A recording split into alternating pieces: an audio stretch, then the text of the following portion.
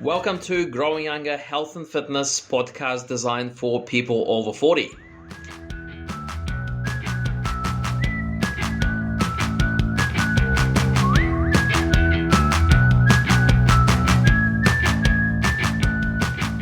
Hi guys, Alex here, physio again from Growing Younger. And the topic of today's discussion is going to be gout, okay? We're going to be talking about gout.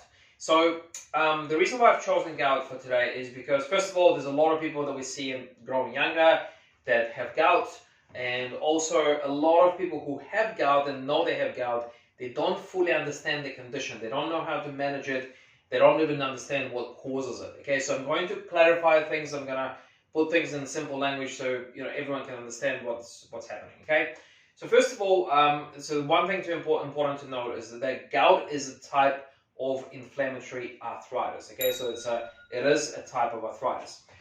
So what actually causes gout is that in your blood you have something called uric acid or urate. Okay, so when your levels of urate increase for whatever reason, in some people it causes the buildup of little crystals inside your joints.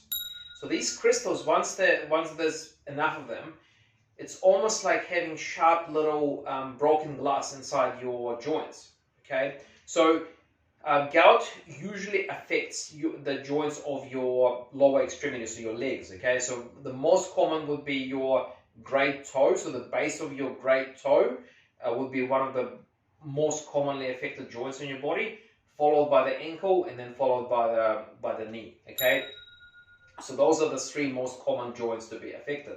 So essentially, I'm going to try and draw a picture, hopefully you can see it, but essentially it's like if you have a joint, which is the connection between two bones, okay, so that's what it should look like, and then when you have gout, you have bits of like broken glass on the edges, on both sides.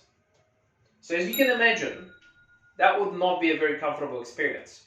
Especially on the weight-bearing joint, say like on your ankle, for example, if you got like this of broken glass in it, and you try to put weight on it, this is not going to be nice, okay? So essentially that is what gout is. It's like little buildup of little crystals with sharp edges inside your joints, and then when they start rubbing against each other, that causes pain and inflammation. And the gout usually comes in bouts or like episodes, okay? So when you get an episode of gout, or a flare, usually lasts from a week to 2 weeks on average. Okay, it can vary a little bit, but like a week to 2 weeks roughly is how long you look for. So now the thing about gout as well is that, and I'll talk about this in a minute, but there's usually no physical reason. There's no injury. It just for no apparent reason it just starts. Okay, but actually if you look at your diet, you might realize that the actual episode was caused or was triggered by you consuming certain types of food. And I'll tell you in a minute what those foods are, okay? So who is at risk? Who is at risk of arthritis? So number one, if you're overweight, if you're obese, okay, you're definitely more at risk of getting gout, okay? Now, another significant factor is your family history, okay? So genetics. If your mom, dad had gout, or if your granddad had gout, you're more likely to get it again. Okay, unfortunately, that's just how life is. It's not always fair. Okay. Now another factor is menopause. So if you're one of those women that goes through menopause at the moment, because of all the hormonal changes, it can actually give you gout as well. So that's just something to keep in the back of your mind. Now, age again. So with age, yes, you definitely. Most people who get gout, they usually get it after 40. Now, occasionally, especially for males, you can get it at a younger age. And unfortunately, if you get it in a younger age, it tends to be more severe as well. Okay, but most people will get it later in life. So if you consume alcohol, so alcohol is a trigger for getting these flares of gout. So foods, okay, what are the foods that trigger gout? Okay, so red meat, okay, so your beef, lamb, that sort of thing. Seafood, okay, seafood is a big trigger as well. And also soft drinks. So soft drinks, particularly with what's called fructose. So it's a type of sugar. So fructose is quite a significant trigger for gout episodes as well. So do some research. There are some seafoods that are not triggers for gout, so maybe you can try and find out what they are. But those are the general categories that you should be very careful with, okay? So alcohol, soft drinks, red meat, and seafood. Those are the main ones, okay? Now, there are a couple of other sort of pre-existing conditions that can actually cause gout.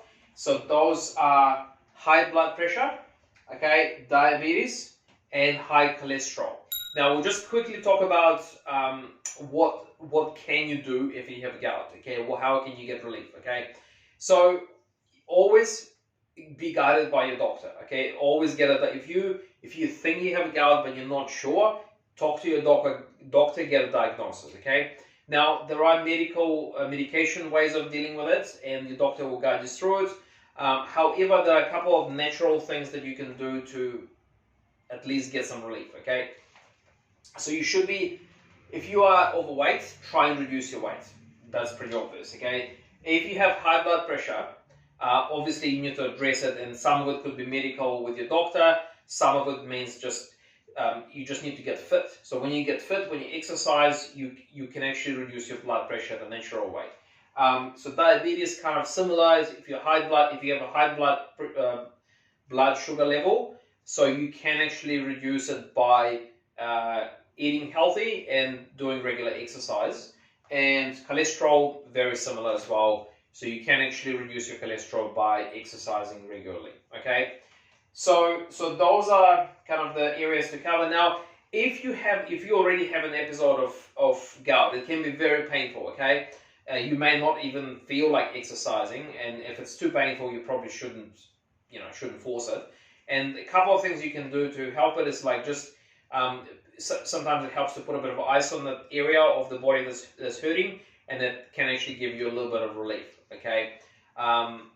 But otherwise, so preventative things, so control the weight, work on your fitness, look at your nutrition, avoid the trigger foods that give you these episodes of gout, and as always, be guided by your medical professional.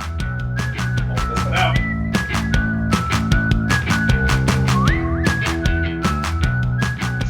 Okay guys, so I hope you found the podcast of value. If you did and you're struggling with your own health and fitness journey, there's a link in the description for a free discovery call with me. And that free discovery call, we're going to cover off a little bit about you, your history, your goals, what you want to achieve, and maybe we can help you or not with your own health and fitness goal. So if that does sound like something that you'd like to do, then click on the link in the description, and I look forward to chatting to you in the very near future. Have a good day guys, bye bye.